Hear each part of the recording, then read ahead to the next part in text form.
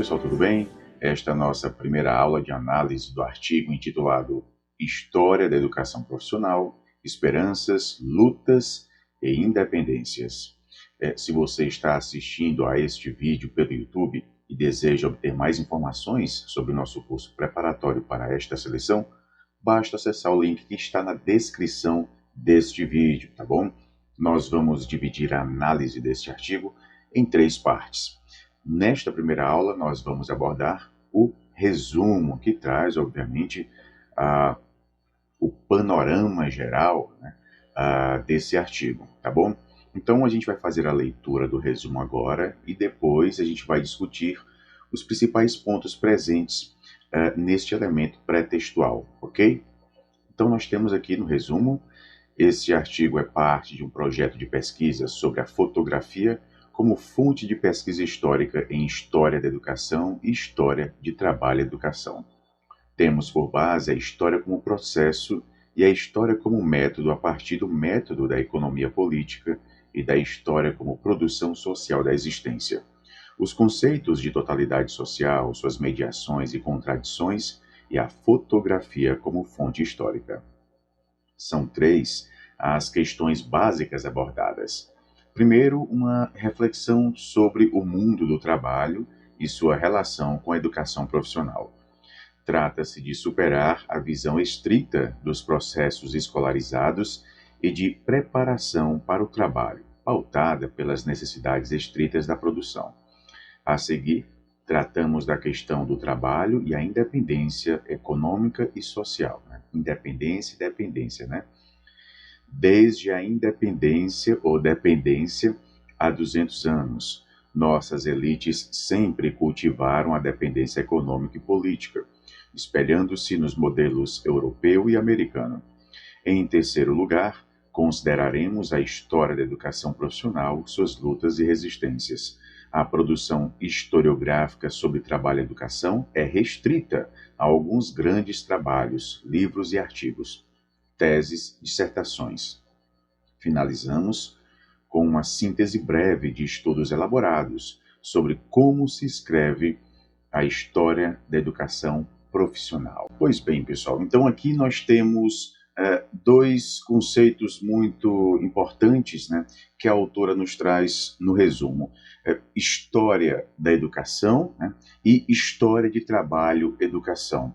Essa relação educação e trabalho, ela sempre se fez presente, né, na história. Então, é muito importante a gente resgatar um pouco dessa história para a gente entender muito bem que essa dicotomia, né, uma educação voltada para o pensar e outra educação voltada para os aspectos manuais, práticos, né, essa dicotomia ela não vem de hoje, né, ela vem de séculos, milênios, né? Então, a gente pode, por exemplo, vir aqui até o Egito Antigo, né, o berço da história, né? Então, quando a gente fala de história da educação, a gente vai ao Egito, o início da história da antiguidade, berço da nossa cultura, né? No Egito, a gente tinha que o processo educativo não era voltado exclusivamente para as técnicas de ler, escrever, calcular, né? E também não estava voltado exclusivamente para os aspectos profissionais, né? O aprendizado profissional. A educação no Egito Antigo estava voltada para uma elite, para a vida politizada, né? Para os filhos da classe dominante. Isso também se fez presente na Grécia, né? Os princípios da educação vão ser difundidos por Heródoto, Platão, Diodório de Sicília, né? E eles vão demonstrar que há um evidente desenvolvimento da democracia educativa, né? Mas uma democracia educativa entre aspas, né? Porque não era reservada para todos, né? Era reservada para as classes governantes, né? Um processo educativo voltado para o pensar, para o falar. Então, há essa relação muito próxima entre educação e política, né? a vida na polis, né? E também educação voltada para as artes da guerra, né? Então a gente tinha aqui essa perspectiva da formação de guerreiros, né? Para o povo produtor, e aqui vem essa referência que eu fiz aqui no início, né? Uma educação para uns e outra educação para outros, né? Para o povo produtor, a educação era o próprio treinamento no trabalho. Então, essa educação ela ocorria no próprio local.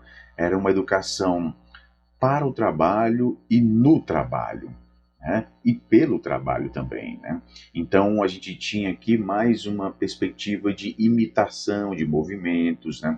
Observação e consequente imitação. Então, essa educação voltada para o povo produtor tinha mais essa característica de aspecto prático, né, imitativo. Homero vai ser considerado o educador de toda a Grécia, né? Mas, de fato, é Platão que vai projetar uma educação mais sistemática, né, para os jovens. Dando um salto aqui, né, de milênios, né, a gente chega no século X, no século XI, né? A gente vai ter ampliada a atuação dos mestres livres e a abertura das primeiras universidades na Europa, né?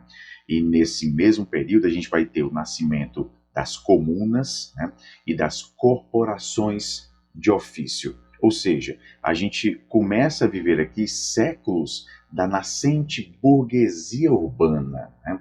Estava sendo criada esta burguesia, as universidades estavam surgindo, ok? Na segunda metade do século XVIII, a gente tem um aparecimento, né? O desenvolvimento da fábrica. E, simultaneamente, né, a gente vai ter também o desaparecimento, né, aos poucos, né, das corporações das artes e ofícios, né? Esse advento da fábrica, né, vai abrir um espaço para a moderna instituição escolar, sendo que a fábrica e a escola moderna, né, nascem de fato juntas, né? Essa escola moderna que nós temos e a fábrica vão nascer juntas. Simultaneamente, nasce também a economia política, né? Essa expressão economia política, que inclusive se faz presente no artigo, é muito importante a gente entender, né? Economia política, sobretudo nos trabalhos de David Ricardo, né? Adam Smith, né? Então, e, claro, a crítica à economia política de Marx e Engels, né? A politização, a democratização e a laicização da instrução são cada vez mais frequentes no ambiente escolar, né? A gente vai ter essa conscientização dos indivíduos no âmbito escolar sendo muito influenciada por revoluções, né, por guerras, como, por exemplo, a Guerra Civil Americana, a Revolução Francesa, né? Há aqui uma exigência com o desenvolvimento das fábricas, né? Uma exigência de uma instrução universal, uma reorganização do saber. Por quê? Porque as fábricas estavam se desenvolvendo, novas máquinas estavam sendo inventadas. Consequentemente, seria importante que esses trabalhadores tivessem, pelo menos, né, um mínimo de instrução. É aqui que essa instrução vai surgir, né? Ela surge, sobretudo, né, em ambientes localizados, inclusive, dentro das próprias fábricas, né? Então, é como se a gente tivesse dentro das próprias fábricas, né, uma, uma exigência do próprio sistema, né, ou seja, uma exigência de haver trabalhadores mais instruídos para que eles pudessem, portanto, manusear as novas máquinas que estavam surgindo. A gente vai ter essa exigência da instrução, né? Uma instrução que vai surgindo, sobretudo, dentro das fábricas, mas essa instrução ela seria, digamos, o germe, né, de uma instrução mais crítica, de uma educação mais crítica. Por isso que se diz, né, que é justamente dentro das fábricas que estaria surgindo o germe de uma educação do futuro, né, uma perspectiva educativa, mas no futuro, que viria a contribuir para a própria derrubada do sistema. Então, uma exigência do modo de produção capitalista, uma exigência de mais formação dos trabalhadores, vai acarretar esse início, né, esse germe que viria depois a formular essa educação mais crítica, né? Então a perspectiva era justamente essa. Por isso que é comum haver a valorização ou mesmo essa vista positiva dessa educação que estava surgindo dentro das fábricas, né? Porque seria apenas o início, né? O início de uma educação do futuro, né? Uma educação, uma formação omnilateral, uma formação em todas as dimensões, que obviamente naquele momento não seria possível, né? As condições econômicas concretas, materiais, não possibilitavam esse tipo de formação, mas possibilitaram o início, né? A sementinha sendo plantada. Uma semente que foi plantada como sendo uma necessidade do próprio sistema. Então, em outras palavras, é como se o próprio sistema estivesse plantando a semente da sua própria destruição no futuro, né? Basicamente seria isso. Então, o sistema capitalista ele vai de fato ganhar força e vai deslocar massas da população das oficinas, né, as oficinas artesanais, para as fábricas, né, e também vai deslocar os trabalhadores do campo para a cidade. O desenvolvimento industrial decorrente da acumulação de capital e também do conhecimento científico, né, vai criar as condições para o trabalho livre daquele que era artesão antigamente. Então, esse ex-artesão passa a ser agora, né, um moderno proletário, né, passa a ser agora um proletário. Então, o novo proletário não possui mais nada, né? Ele só possui agora a sua própria força de trabalho. E como ele só possui a força de trabalho, ele vai vender essa força de trabalho, porque a força de trabalho é vista como uma mercadoria. E no modo de produção capitalista, as relações sociais elas ocorrem, né, por meio da troca de mercadorias, né? Então, a única mercadoria que o proletariado vai ter é justamente a sua força de trabalho, né? Então, os capitalistas, preocupados com o trabalho repetitivo das fábricas, que de fato aliena o trabalhador, né, eles vão se deparar com esse problema que eu já falei aqui, que é justamente o problema da instrução das massas. As massas precisam ser instruídas, né? Então essa instrução começa a ocorrer na própria fábrica. A gente vai ter essa instrução técnico-profissional, né, que vai ser o tema dominante da pedagogia moderna, né? Essa educação voltada para os aspectos manuais, para o fazer, né? Então, a gente pode perceber aqui, nessa rápida exposição histórica, né, como é íntima essa relação entre trabalho e educação, né? O título do artigo em análise é História da Educação Profissional, Esperanças, Lutas e Independências. Então, falar da história da educação profissional é falar também da própria história da economia política, né? E é interessante a gente entender esse termo, né, economia política, né? O que seria economia política, citada no artigo, né? Quando Marx e Engels propõem a crítica à economia política, o que seria isso, né? A gente pode utilizar aqui a própria etimologia da palavra, né? Então, a palavra economia, ela deriva do grego oikonomia, né? Oikos, casa, oiko, casa, né? Oikos, casa, moradia. E nomos, administração, organização, distribuição. Então, economia seria a organização da casa, né? A administração da casa. Que casa seria essa, né? E aí que vem o próximo termo, né? Política, né? Política, termo derivado do antigo grego, né? Politeia, que indicava todos os procedimentos relativos à polis, à cidade, né? Então, economia, falar de economia política é falar da administração da cidade, como essa cidade é organizada, como ela é administrada, né? Então, a crítica à economia política é a crítica da forma como a cidade é organizada, como ela se constitui, né? Obviamente, a crítica aqui diz respeito basicamente ao modo de produção capitalista. Então, o modo de produção capitalista como sendo o modo de organização da cidade, né? Então, a cidade, ela se constitui, ela se organiza, né? Nessa base do modo de produção capitalista. E aí que vem a crítica, né?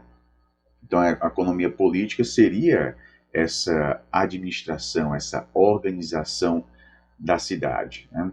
Então, voltando aqui para o resumo, né? Siddhartha traz o seguinte: temos por base a história como processo e a história como método, a partir do método da economia política, né?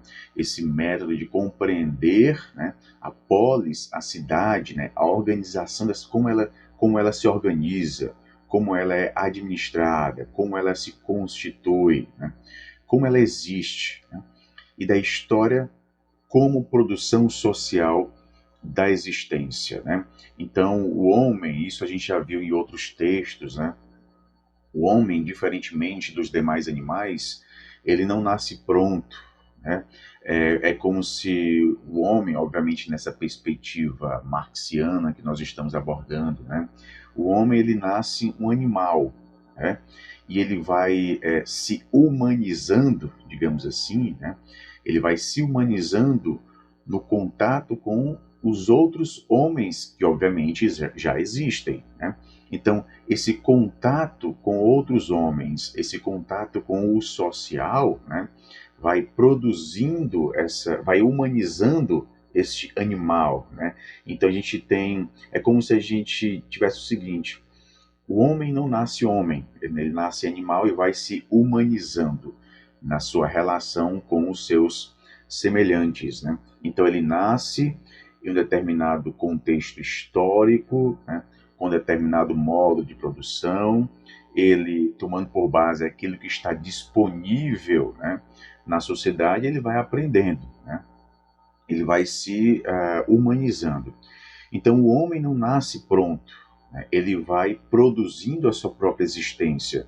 Esse ato de produzir a sua própria existência, que a gente pode entender como a intervenção humana na natureza, o homem modifica a natureza para a sua própria existência, né? Os animais têm essa perspectiva de se adaptar à natureza, né? O homem, ele modifica a natureza para produzir a sua própria existência. Então nós produzimos a nossa própria existência. A sociedade produz a sua própria existência. E essa produção, ela é histórica, né? Ela não surge do nada. Então, história como produção social da existência. A sociedade, ela vai produzindo a sua existência. E como nós produzimos a nossa existência, né? Modificando a natureza. Esse modificar a natureza é entendido aqui como trabalho, né? Essa ação de produzir a própria existência seria justamente o trabalho. Então, se você quer compreender uma sociedade, você deve compreender a produção dessa sociedade, como essa sociedade se produz, né? Então, compreender uma sociedade exige, nesse sentido, né, compreender o modo de produção dessa sociedade, como ela se produz, né? Então, compreender o modo de produção de uma sociedade, né, está intimamente relacionado a essa economia política, como ela se organiza, como ela se constitui, né? Então, a crítica à economia política que era feita por Marx e Engels levava em consideração, obviamente, né, ao modo de produção capitalista, né, uma economia política baseada no modo de produção capitalista, né? Então, a gente tem essa história como produção social da existência, história como processo, né, essa ideia de inacabamento, esse devir, né, essa perspectiva de contínuo, né? A história é um processo, né? Não como produto, como algo acabado, ela está sempre acontecendo, né? Então, compreender os fenômenos sociais, compreender as mazelas sociais, né, é, em uma perspectiva histórica, né, é desnaturalizar todos esses fenômenos, né? Então a ideia aqui é desnaturalizar os fenômenos. O que seria esse desnaturalizar? É não ver isso como algo natural, né? A educação que nós temos hoje, ela chegou a esse ponto de forma natural, né? Não, né? As desigualdades que nós temos hoje, elas existem naturalmente.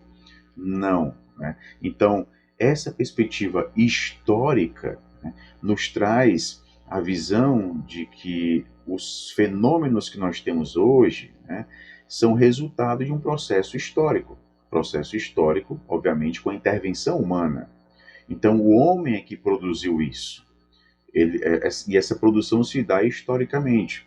Então, quando a gente desnaturaliza as mazelas sociais, desnaturaliza a existência de uma dicotomia, uma educação para pobres, outra educação para ricos, isso é natural, isso sempre existiu? Não, né?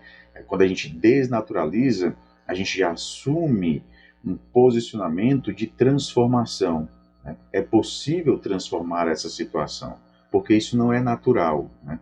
Isso é histórico, né? Então, historicizar, né, as pesquisas é de suma importância para justamente a gente não ter essa visão de que tudo é natural, tá bom? Então, a história como processo, algo inacabado, história da economia política, como a sociedade se constitui. Essa constituição da sociedade se dá historicamente. E é na história que o homem vai produzir a sua própria existência. Tá bom? A gente está discutindo aqui as bases que fundamentam aquilo que está presente no artigo. Tá bom? Diante de tudo que a gente está discutindo aqui, o conhecimento, né, do que vem depois vai ficar muito mais fácil. Tá bom? A autora nos traz também a ideia da fotografia como uma fonte histórica. Então, se eu entendo que é importante fazer esse percurso histórico da educação profissional no Brasil, né, ou mesmo da educação, e eu sei que há uma relação intrínseca entre educação e trabalho, né, então é importante eu entender isso como sendo um processo histórico. Ok, mas que documentos eu posso utilizar para me ajudar nessa análise histórica? Para me ajudar. Aqui a autora nos traz a fotografia, como sendo documentos importantes que podem ser utilizados como fontes históricas. No artigo a gente tem citadas duas fotos. Eu confesso que eu senti falta no artigo de mais análises de fotos, de mais exposições de fotos, demonstrando melhor a possibilidade de a foto ser um documento, ser utilizado como um documento histórico. De fato, a foto pode ser utilizada como documento histórico, mas eu senti falta de mais exemplos, talvez por conta da limitação do próprio gênero textual acadêmico. Um artigo a gente não pode se estender muito, mas eu acho que mais uns dois exemplos da fotografia como documento histórico que nos ajuda a compreender um determinado momento histórico, né, seria interessante. Mas trazer a fotografia como documento, como fonte, é interessante, né? Porque durante muito tempo, quando a gente falava em história, em fontes históricas, a gente pensava primeiramente nos textos escritos, né? Então, durante muito tempo, o documento escrito, de fato, ele foi privilegiado como a única fonte de reconstrução do passado, né? Em detrimento de outros tipos de fontes. Essa primazia do texto escrito, que é inerente à concepção de documento histórico, né, ela vai perpassar as primeiras décadas do século XX, até que a gente vai ter na escola dos análises, né, Lucien Febvre, Marc Bloch, quem é historiador que deve conhecer, né, eles vão insistir na necessidade de a gente ampliar o escopo da noção de documento. A falta de registros escritos não pode significar a ausência, né, de possibilidade da escrita da história. Então, sim, outros materiais podem ser considerados como documentos, né, e, consequentemente, serem analisados, como a fotografia. Não é à toa que a gente tem em pesquisas relacionadas ao ensino de história, né, ou mesmo a história, documentos como fotografias, charges, né, roupas. A gente não tem apenas o texto escrito sendo utilizado como documento. A fotografia é um bom exemplo. Então, o documento, em seu sentido mais amplo, né, o novo documento, que teve sentido alargado para além, né, dos textos tradicionais, segundo outro grande historiador, Jacques Le Goff, né, deve ser tratado como documento-monumento. Ou seja, nessa visão renovada, tudo que está relacionado ao homem pode ser utilizado como fonte da história. Nessa forma, né, a multiplicação de documentos, especialmente a fotografia, vai evidenciar a necessidade de a gente estudar o significado e o conteúdo cultural desse material, né? Um estudo crítico, reflexivo sobre as fotografias deve se preocupar em situar os interesses que direcionaram a produção. Uma fotografia ela é tirada a partir de um ângulo, né?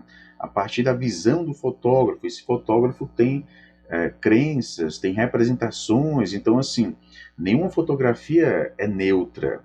Então, compreender uma fotografia, o que a fotografia tem para nos mostrar, vai além do que está sendo ali exposto nela, né?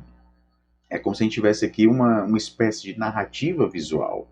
A fotografia ela deixou de ser um mero instrumento ilustrativo da pesquisa e vai assumir um status de documento, uma matéria-prima que é fundamental no processo de conhecimento sobre determinados períodos da nossa história, né?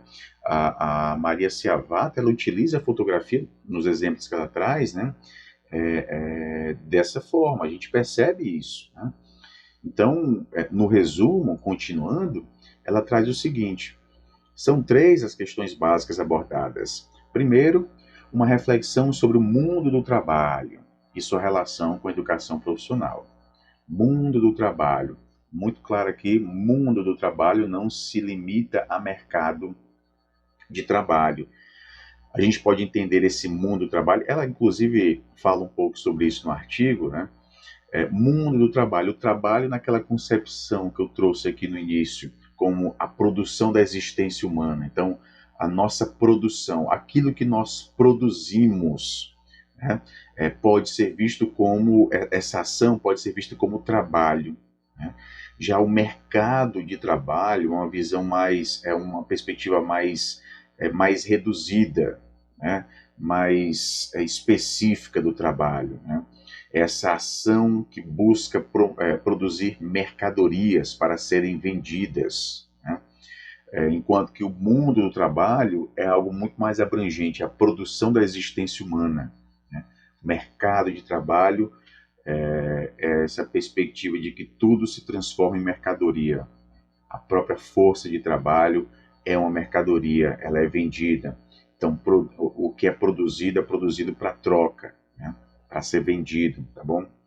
Então, trata-se de superar a visão estrita dos processos escolarizados e de preparação para o trabalho, pautada pelas necessidades estritas da produção. Então vejam, essa visão estrita de trabalho de educação, né, voltada para o trabalho, pautado pelas necessidades estritas de produção, justamente o mercado de trabalho.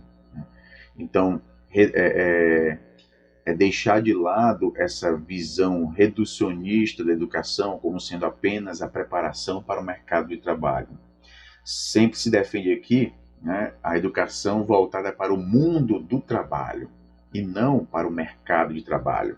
Então você já sabe que se deparar com alguma opção que traz essa ideia, preparação para o mercado de trabalho, né, não é o que os autores que compõem essa bibliografia defendem, né? É a perspectiva que é de mundo do trabalho e não mercado de trabalho, tá bom? Inclusive ela traz um trecho do artigo, né? Dizer mercado de trabalho não é o mesmo que dizer mundo do trabalho. Este mundo do trabalho inclui todas as atividades humanas, a história como produção social da existência, enquanto o mercado de trabalho diz respeito às atividades produtivas, ao campo da produção, reprodução e acumulação do capital, a compra e venda da força de trabalho dos trabalhadores, ok? E continua o resumo. A seguir, tratamos da questão do trabalho e a independência social, não obstante as transformações havidas no país, desde a independência há 200 anos, nossas elites sempre cultivaram a dependência econômica e política, aquele trecho que eu já li para vocês aqui no início, né? No início desta aula. Então, no resumo, a gente tem aqui esse panorama, né? Essa visão geral do que nós vamos encontrar no artigo. Nós discutimos aqui alguns conceitos que são importantes para a gente compreender bem o artigo, né? Mundo do trabalho, essa relação educação e trabalho, ok? Essa economia política, o que vem a ser a economia política, o homem produzindo a sua própria existência, compreender uma sociedade, compreender a sua própria produção, como ela se produz.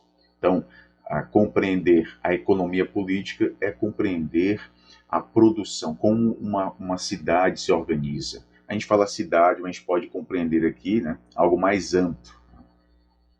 Que a gente vem no termo polis, mas não precisa se limitar à cidade, a município, ok? Então é isso, pessoal. A gente finaliza aqui a abordagem do resumo deste artigo. Caso você tenha interesse em obter mais informações sobre o nosso curso, basta você acessar o link que está na descrição deste vídeo, ok? Mas é isso. Bons estudos a todos e até a próxima.